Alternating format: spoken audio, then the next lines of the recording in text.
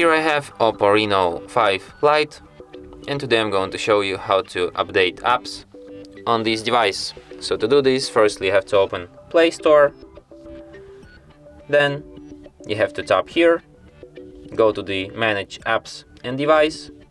Here you have updates available, and here you can see all of your unupdated apps. So you can update them one by one by tapping this update button next to them, but you can also update all apps at once by tapping this update all button, but it could take some time. So firstly decide which apps you want to update, or you want to update everything at once, and yeah, then you can update it.